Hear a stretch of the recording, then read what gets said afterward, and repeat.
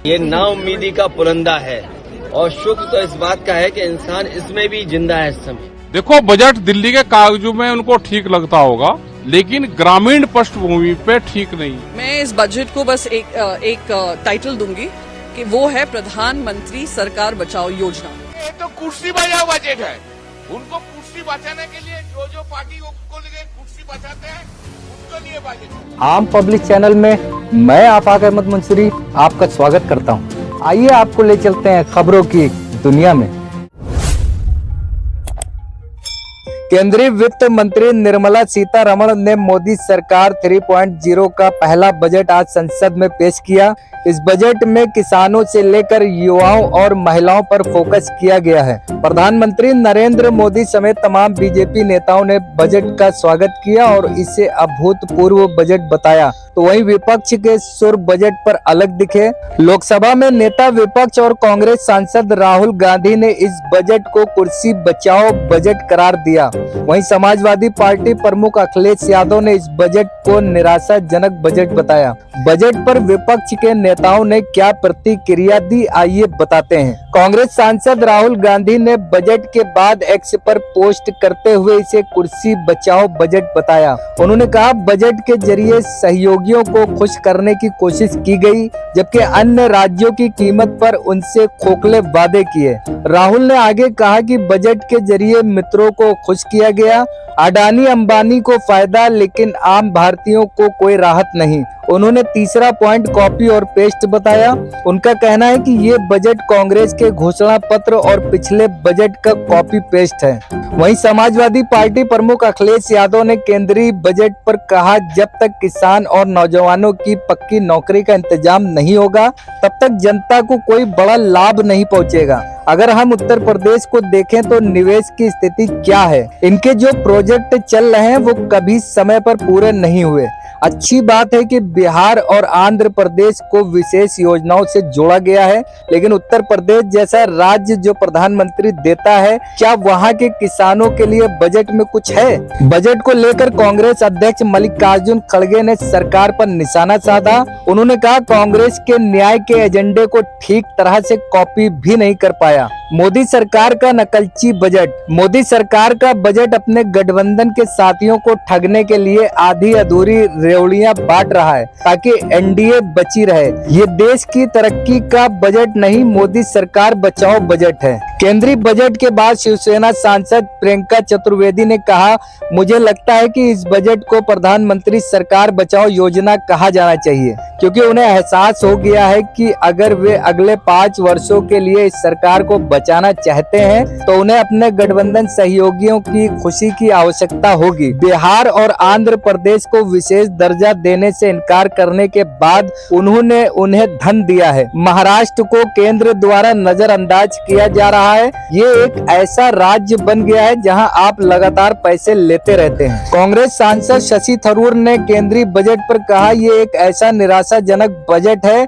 मुझे आम लोगों के सामने आने वाले प्रमुख मुद्दों के बारे में कुछ भी सुनने को नहीं मिला। आम लोगों की आय में सुधार के लिए उठाए गए किसी भी कदम का अपर्याप्त उल्लेख था। जब बात गंभीर आय असमानता की आती है तो सरकार की ओर से हमें बहुत कम देखने को मिलता है। केंद्रीय बजट पर टीएमसी सांसद कल्याण बनर्जी ने कहा, ये कुर्सी बचाओ बजट है जो एनडीए में है। नीतीश कुमार और चंद्रबाबू नायडू को अपने साथ रखने के लिए ये बजट है। ये बजट देश के लिए नहीं है, बंगाल के लिए तो कुछ भी नहीं है। वे बंगाल को बर्दाश्त नहीं कर सकते हैं, उनका बंगाल से सफाया होगा। केंद्रीय बजट 2024 पर किसान नेता राकेश टिकैत ने कहा, केंद्र को ये बजट कागजों पर तो ठीक लगता होगा, लेकिन जमीनी स्तर पर इससे किसानों को कोई फायदा नहीं होने वाला है। सरकार को फसलों की कीमत देनी चाहिए, मुफ्त बिजली, सस्ती खाद देनी चाहिए, खेती के उपकरणों पर जीएसटी कम करना चाहिए। ये नाउम्मीदी का पुरंदा है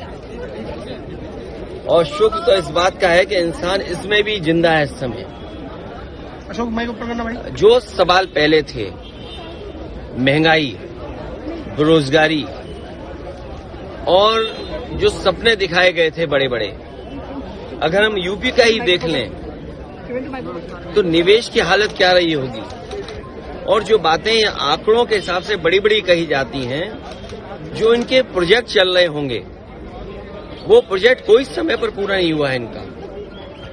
अब मान लीजिए सरकार बचानी है तो अच्छी बात है कि बिहार को, आंध्र प्रदेश को कुछ विशेष पैकेज या विशेष योजनाओं से जोड़ा गया है, लेकिन उत्तर प्रदेश जैसा प्रदेश जो प्रधानमंत्री देता है, क्या वहां के किसान के लिए कुछ बड़े फैसले हैं?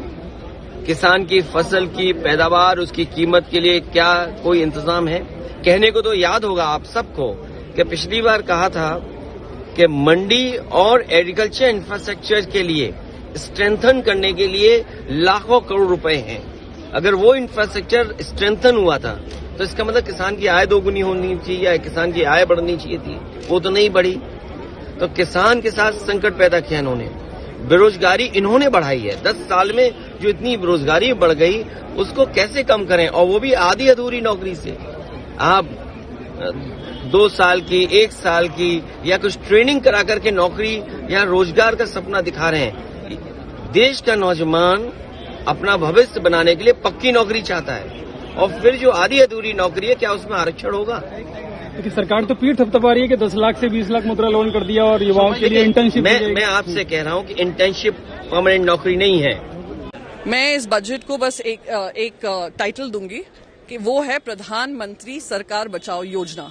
इस उम्मीद में कि इनकी सरकार 5 साल चले, इन्होंने कुछ उनको अपने अलायंस पार्टनर्स जो बिहार और आंध्र प्रदेश में इससे उम्मीद कर रहे थे, स्पेशल स्टेटस उम्मीद कर रहे थे, पर उनको कोई पैकेज दे दिया गया है। महाराष्ट्र में भी 2 अलायंस पार्टनर्स हैं, वो उनको शर्म आनी चाहिए कि आज तक महाराष्ट्र से सिर्फ पैसा खींचा गया है। हाईएस्ट टैक्स पेइंग स्टेट है, कभी पैसा केंद्र से नहीं आया है हमारे राज्य में। क्या हमारे राज्य में इंफ्रास्ट्रक्चर नीड्स नहीं है, डेवलपमेंट नीड्स नहीं है? तो ये बार बार स्टेप मदरली ट्रीटमेंट जो करते हैं, ये तो लानत है इन दोनों अलायंस पार्टनर्स पे, इनके साथ अभी तक बैठे हुए हैं और उन्होंने आवाज नहीं उठाई है महाराष्ट्र के हितों के लिए।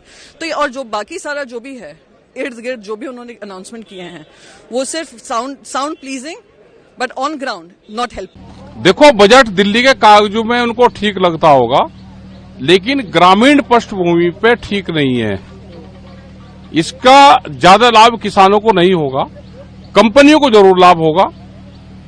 जो ऑर्गेनिक और नेचुरल फार्मिंग की बात करिए, वो भी कोई न कोई एनजीओ, कंपनी, कोई संस्था वो इसको लेगी और वो कहेगी कि हम इतने किसानों को खेती करने सिखाएंगे ऑर्गेनिक।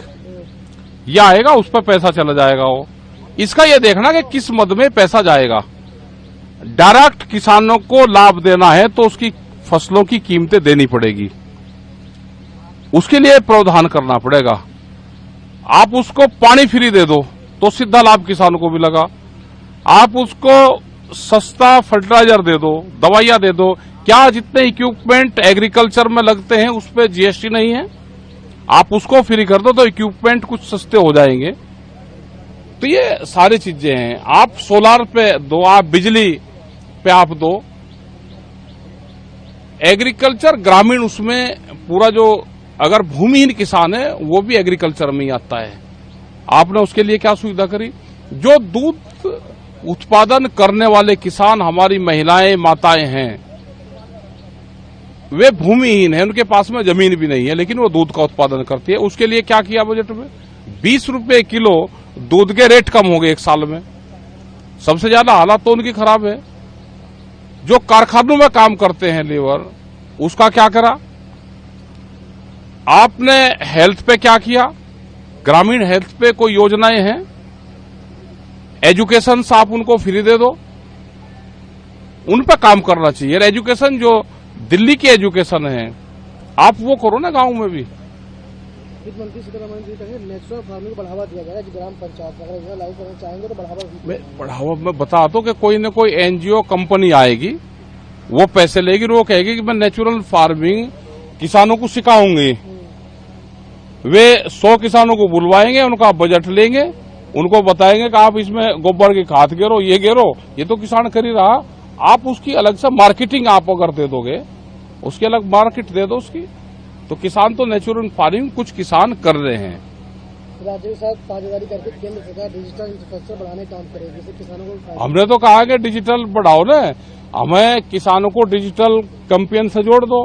हमारा गन्ने का भुगतान, दूसरी भुगतान भी आप डिजिटल से कर दो। कौन सी टेक्नोलॉजी आप डिजिटल से दोगे किसानों को? भाई हमारा भुगतान भी जोड़ दो ना आप उसी से, डिजिटल से, डिजिटल प्लेटफॉर्म से आप बढ़ाओ। प्रधानमंत्री का पायलट प्रोजेक्ट है डिजिटल कैंपेन, आप बढ़ा दो। हमारा गन्ने का फसल तो एक साल में आ रही फसल 1-1.5 साल में, और भुगतान उसका होता है वो भी 12 महीने में, 8 महीने में। अभी कुछ फैक्ट्रियों का भुगतान जो गन्ने का है वो नवंबर दिसंबर का हुआ।